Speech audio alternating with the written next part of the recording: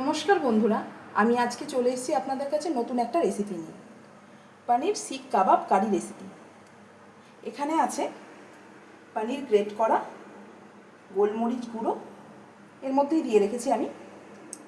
এখানে আছে গাজর, ক্যাপসিকাম আর ধনেপাতা গ্রেট করা।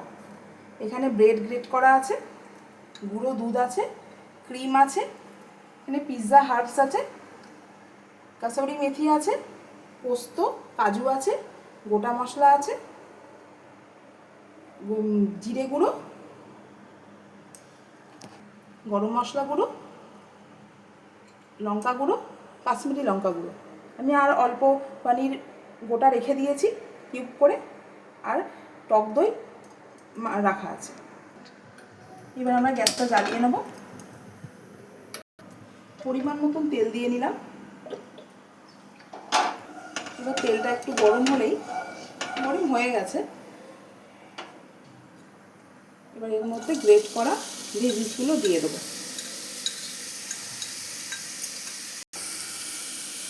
এর মধ্যে সামান্য পরিমাণ একটু লবণ দিয়ে নেব, একটু সামান্য পরিমাণ হলুদ দিয়ে নেব। এবার এটা দিয়ে একটু ভাজা ভাজা হয়ে যাবে, একটু নাড়িয়ে নেব। এটা অনেকটা ভাজা হয়ে এসেছে, এবার এটা আমরা বন্ধ করে দেবো। এবার আমরা গ্রেট করা পনিরটাকে এর মধ্যে একটা প্লেটে ঢেলে নিই। সাথে এই ব্রেডটাকেও এর মধ্যে দিয়ে দেবো। ব্রেডটা দেবো নর্মালি বাইন্ডিংয়ের জন্য। কিছুটা পরিমাণ এর মধ্যে কিছুটা পরিমাণ পিৎজা হার্বস দিয়ে নেব, কিছুটা পরিমাণ, বেশি না। এবার আমরা যে ভেজিসটাকে একটুখানি সতে করে নিলাম সেটা এর মধ্যে দিয়ে দেবো। এর মধ্যে একটু ক্রিমও দিয়ে নেব, অল্প পরিমাণ। আমরা ততক্ষণ ওই ইয়েটাকে একটু ঠান্ডা হতে দিলাম। ঠান্ডা হতে দিয়ে আমরা এর মধ্যে কাজু আর পোস্তটা দিয়ে নিয়েছি, সাথে গুঁড়ো দুধটাও দিয়ে নেব।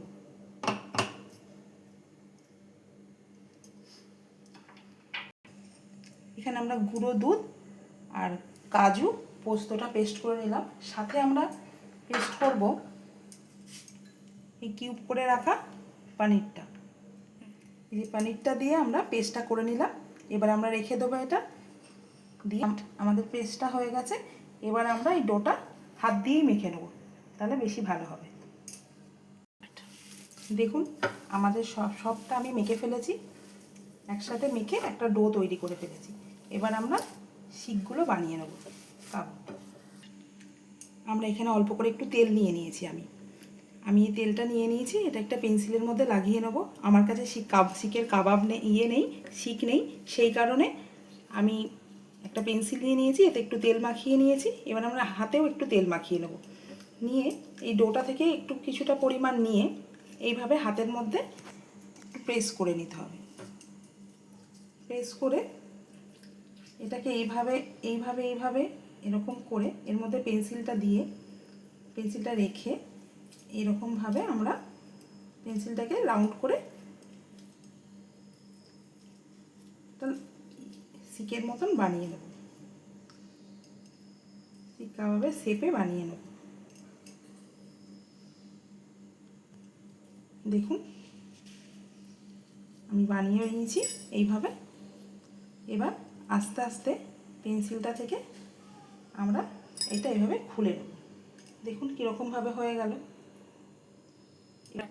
দেখুন আমাদের শিক কাবাবগুলো রেডি হয়ে গেছে। এবার আমরা এটা ফ্রাই করব। দেখুন আমরা কড়াটাকে গরম করে তেল দিয়ে দিয়েছি, তেলটাও অলরেডি গরম হয়ে গেছে। এবার আমরা এই শিক কাবাবগুলো এর মধ্যে একটা একটা করে ফ্রাই করে নেব। আমরা খুব কম তেল দিয়েছি।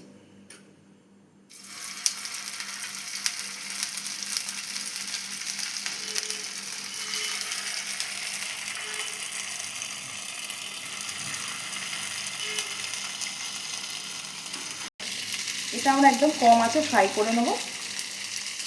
দেখুন আমাদের এটা ফ্রাই হয়ে গেছে, এরকম হালকা গোল্ডেন হবে। আমরা এটা তুলে নেব।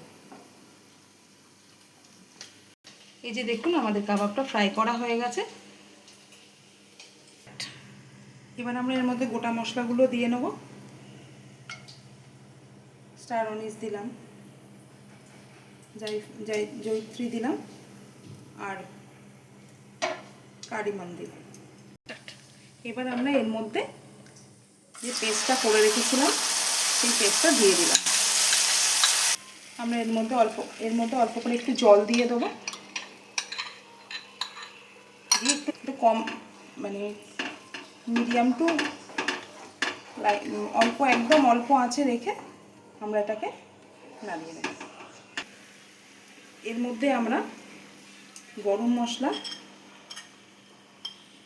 গুঁড়ো, কাশ্মীরি রেড চিলি পাউডার গুঁড়োটা, আর জিরে গুঁড়ো দিয়ে দেবো, দিয়ে একটু নাড়িয়ে নেবো। এটা আমরা ভালো করে মিক্সড করে নেব। আচ্ছা, আমার একটা কথা মিস হয়ে গেছে, সেটা হচ্ছে আমরা যেটা ফ্রাই করলাম কাবাবটা, ওটা আমরা একদম মিডিয়াম টু লো আছে ফ্রাই করবো, নাহলে পনিরটা পুড়ে যাবে। এবার আমরা এর মধ্যে পরিমাণ মতো লবণ দিয়ে নেব।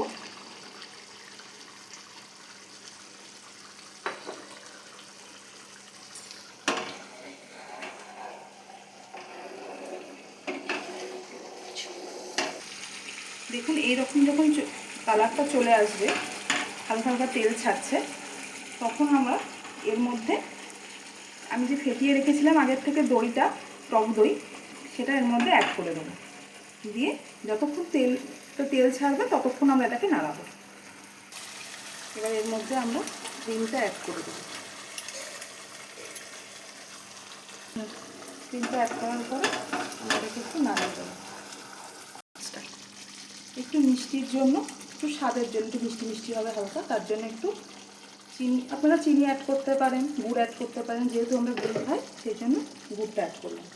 এটা একটু নেড়ে নেব চিনিটা দেওয়ার পরে, আর অল্প কিছুক্ষণ এটা ফুটলেই তারপরে এর মধ্যে আমরা কাবাবটা অ্যাড করব। গ্রেভিটা একটুখানি টাইট হয়ে গেছে, এই জন্য এর মধ্যে একটুখানি জল দেবো। দেখুন আমার এই গ্রেভিটা অলরেডি তৈরি হয়ে গেছে। এবার আমরা কাবাবগুলো দিয়ে দেবো, অ্যাড করে দেবো। গ্রেভিটা একদম রেডি হয়ে যাওয়ার পরেই কাবাবগুলো দেবো, কেন কি কাবাবটা দেওয়ার পরে যদি আমরা নাড়ি তাহলে কাবাবগুলো ভেঙে যাওয়ার চান্স থাকবে। কাবাবগুলো দিয়েই হালকা নাড়িয়েই আমরা নামিয়ে নেব।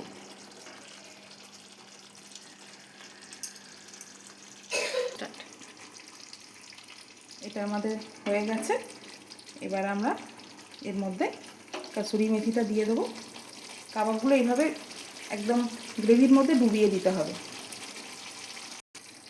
অলরেডি আমাদের এটা হয়ে গেছে। এবার আমরা এটা সার্ভ করে দেবো।